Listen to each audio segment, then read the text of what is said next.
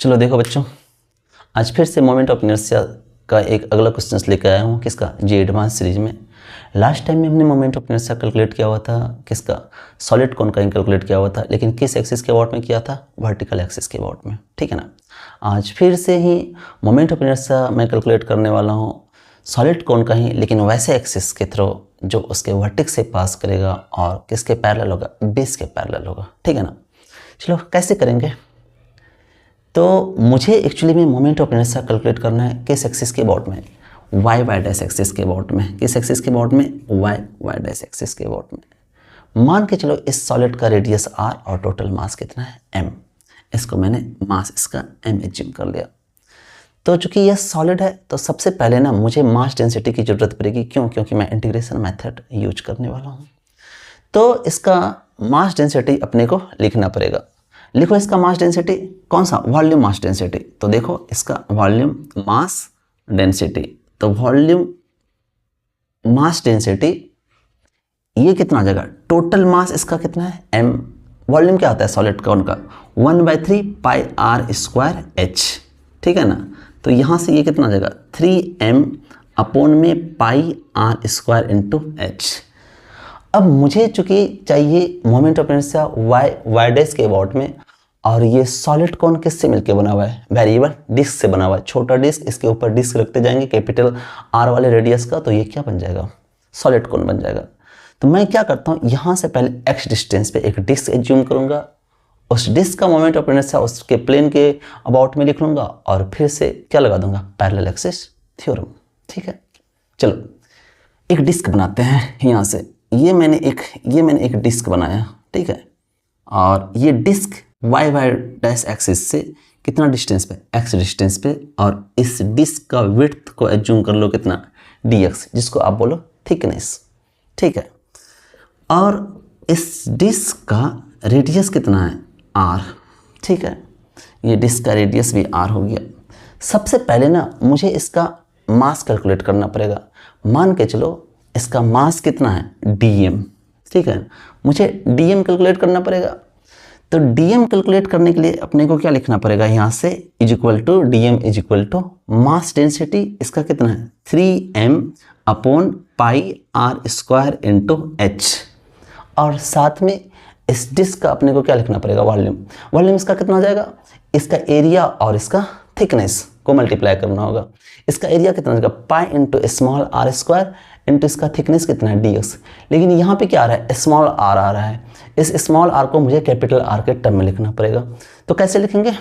तो देखो मैं क्या करता हूँ, सिमिलरिटी वाला प्रॉपर्टीज को यूज करता हूँ। सिमिलरिटी वाला प्रॉपर्टीज को यूज कर लेते हैं यहाँ से, ठीक है ना। तो सिमिलरिटी वाला प्रॉपर्टीज के अकॉर्डिंग में कितना आ जाएगा? r by x is equal to capital R by h। तो ये कितना हो जाएगा? Capital R by h। यहाँ से देखो हमारे पास ना स्मॉल r का वैल्यू कितना आ जाएगा? ये आ जाएगा that is r by h into x. अब इस r वाले का इसमें रख देंगे। इसका वॉल्यूम एक्चुअली में कितना है? इसका वॉल्यूम है पाई r square into D x. ये इसका कितना है? dv वॉल्यूम है, ठीक है ना। अब यहाँ पे रख देते हैं इसका, तो ये कितना है? Pi into D x. Small r square है, स्मॉल r की जगह पे ये वाला टर्म लिख दो, तो ये कितना आ जाएगा? ये हो जाएगा कितना? Capital R square h square into ये x स्क्वायर। तो चलो यहाँ से क्या सब टर्म कैंसिल हो जा रहा है? एक तो r यहाँ से कैंसिल हो जा रहा है और पाई कैंसिल हो जा रहा है यहाँ पे, ठीक है ना। तो अपने को dm मिल जाएगा यहाँ से, तो dm अपन लिख लेंगे यहाँ से, ठीक है ना। अब मुझे क्या चाहिए? मुझे चाहिए मोमेंट ऑफ इनर्शिया। किस एक्सिस के अबाउट में? वाई डैश एक्सिस के अबाउट में। तो मैं पहले ना इस डिस्क का मोमेंट ऑफ इनर्शिया लिख लेता हूँ, इसके बाद पैरेलल एक्सिस थ्योरम लगा दूंगा, और फिर इस एक्सिस के अबाउट में मोमेंट ऑफ इनर्शिया कैलकुलेट कर लूंगा, ठीक है।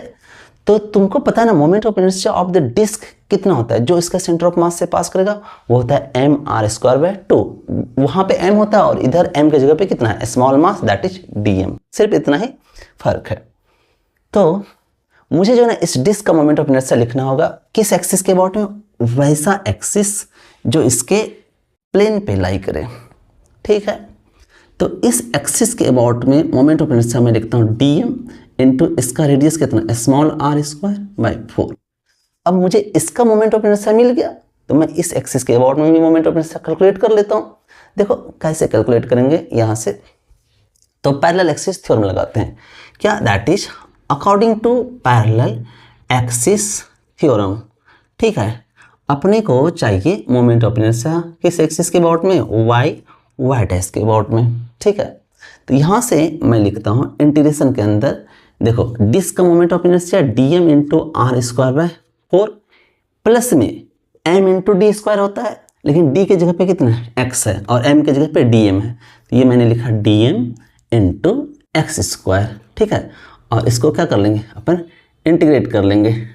तो चलो ये सब में ना वैल्यू रख देते हैं। वैल्यू देखो यहाँ पे 1/4 है और आर स्क्वायर है, स्मॉल आर स्क्वायर का वैल्यू कितना हो जाएगा?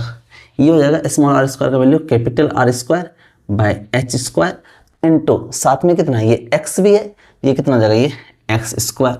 और डीएम का वैल्यू अब रखना पड़ेगा, थोड़ा डीएम का वैल्यू केयरफुली रखना पड़ेगा। देखो कितना है? 3m x square D x रखो यहाँ पे, 3m x square D x, और नीचे में कितना है? ये एच स्क्वायर इंटू ये h, तो ये कितना हो जाएगा? ये है एच क्यूब।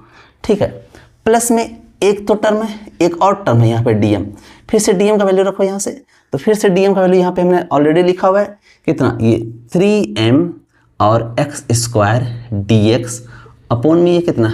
H cube. ठीक है, और तो कोई टर्म बचा हुआ नहीं है। अब ना इसको क्या करेंगे? इंटीग्रेट करेंगे। चलो इसको इंटीग्रेट करते हैं। ठीक है ना, दो टर्म है, दोनों को सेपरेटली इंटीग्रेट कर लेंगे। मैं क्या करता हूँ, इस इंटीग्रेशन वाले में जो चीज़ें कांस्टेंट है उसको मैं इंटीग्रेशन से बाहर निकाल लेता हूँ। चलो निकालते हैं इसको इंटीग्रेशन से बाहर। तो पहले वाले टर्म से इंटीग्रेशन के बाहर कितना आ जाएगा? 3m आर स्क्वायर अपॉन में 4h square into H cube, तो ये कितना आ जाएगा? 4h⁵5। ठीक है, इन साइड में क्या बचा? इन साइड में बचा ये x⁴ into D x, plus दूसरे वाले टर्म में देखो इंटीग्रेशन के इन साइड में क्या बचेगा? अब बाहर क्या निकलेगा? 3m upon H cube. फिर से इसको क्या कर लेते हैं? बाहर निकाल लेते हैं यहाँ से। अच्छा, एक और यहाँ पे ऑलरेडी एक्स स्क्वायर था, देखो ये वाला टर्म एक्स स्क्वायर था, यहाँ पे हमने रख दिया यहाँ पे, तो इसको इंटीग्रेशन से बाहर निकालो। 3m अपॉन में एच क्यूब, इंटीग्रेशन के अंदर देखो क्या है?